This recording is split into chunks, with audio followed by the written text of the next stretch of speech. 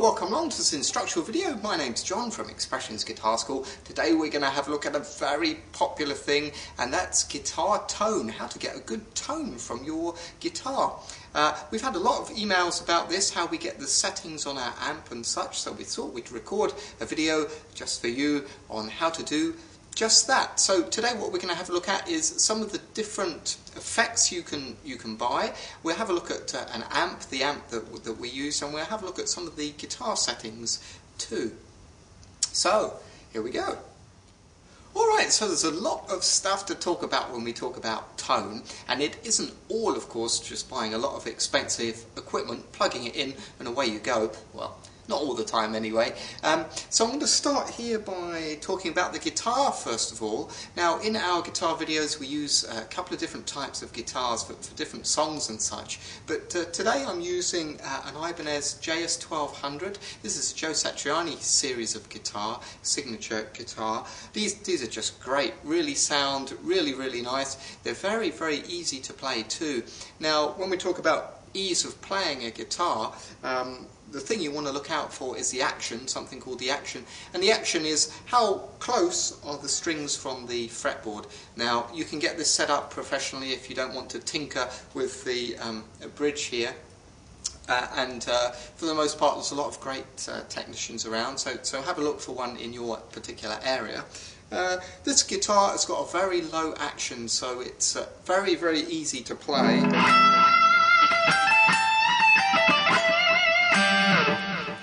So what I'm using here is a couple of knobs on your guitar. I'm using the bridge pickup, which is this one down here. If you can see that knob, that's what it's on, this pickup here. And this particular guitar, as I say, it's very easy to play. The action's real low, and the way I've got it set up, the strings, no matter where I press down, either up here on the neck or this way on the neck, it's the same distance, so it's very easy to play that. The other thing is these pickups, you get a great tone no matter where you put this toggle switch. If I put it to the bridge position here, of course you're going to get a warmer tone.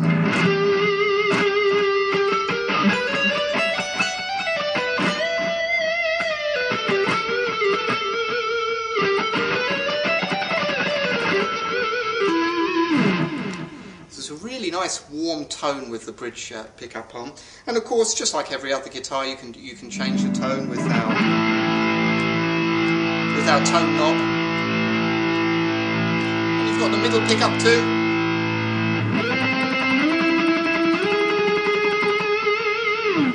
Which sounds equally very nice. So this guitar, I really do recommend Ibanez guitars. The other type of guitars we use on the videos are the Fender guitars, the American Strats, great guitar. The other guitar I use a lot is another Ibanez guitar. You can see I'm a fan of them, can't you? The other guitar I use is an Ibanez S series. Now they're very nice, very thin guitar, and again very easy to play. The other thing, of course, is the gauge of strings you use. I use 9s, which are very easy. The reason I like to use gauge 9s is for some legato techniques, things like this.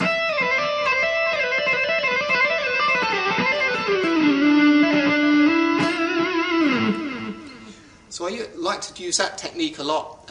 Legato just means very smooth playing, so in other words it's a lot of hammer-ons and pull-offs. So I really like to use that technique, and for me these guitars are really great for that particular technique. Alright, so what we're going to have a look at now is how to get a good tone on the amp. In particular, how you get a good distortion tone, because there's a lot of pedals out there on the market today, and you might be wondering how you can get a great distortion sound, so we're going to have a look at that now. So here we are down here with the amp.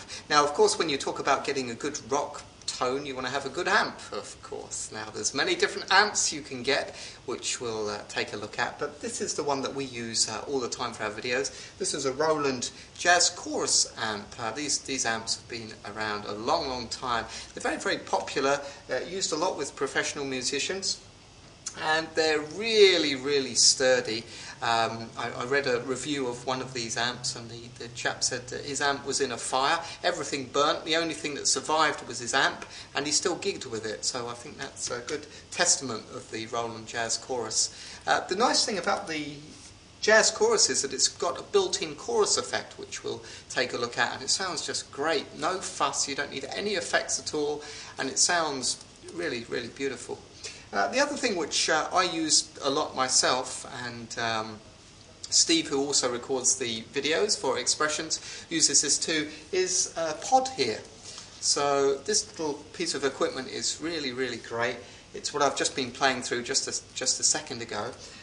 These pods are amp simulators. So what you can do is you can get pedals, effect pedals, which you can buy, and let's just find one of these. Here's an effect pedal. So this is a wah-wah pedal, which we'll have a demonstration of in just a bit.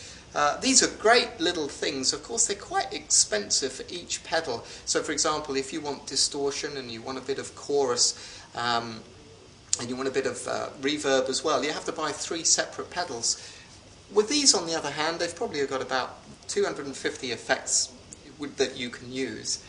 The other thing that they do is they simulate amps. So, for example, it doesn't actually say the amp models on here, but they'll simulate a certain type of amp for a certain type of year, you know. So it really makes your sound very, very nice indeed. And it's all in one convenient box, which you can take with you, of course. So pedals are great, and the pedals are real sturdy too, and you put a battery in here, or you can put a main supply. With these pods, they do come with a foot pedal too, so you can connect a wah-wah into there, and you can change the effects without you having to press on the little buttons here. But Jazz Chorus coupled with this pod is pretty much all the effects you need.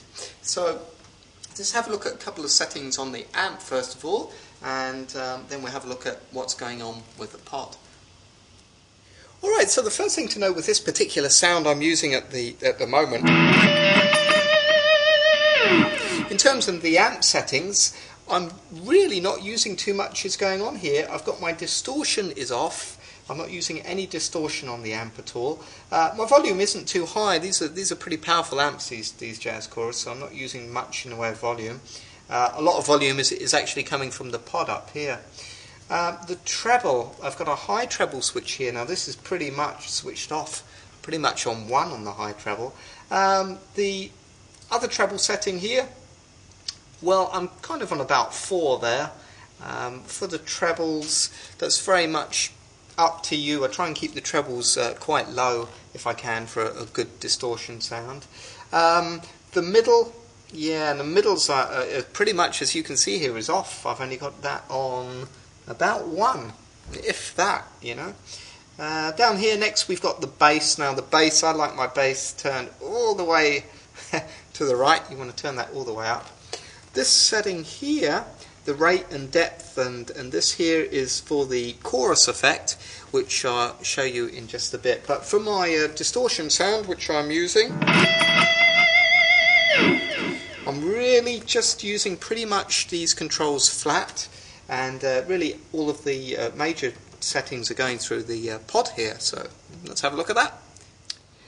So now what I've done here to demonstrate how I get this distortion sound is I've just turned off all of my effects. So I'm back to good old clean tone there. And what I've done here is I've chosen an amp called Modern High Gain on this particular pod, and I've bypassed the effects, so I've got no effects really going on this pod. The first thing I do to get a good distortion tone is, guess what? Yeah, you've guessed it, turn up the drive. Turn up the drive. So the drive is your distortion, so now we've got that kind of effect there, which sounds quite good. Next thing I might do is add the effect tweak. Now the effect tweak here is how much effect do you want? So I've got my drive on 10.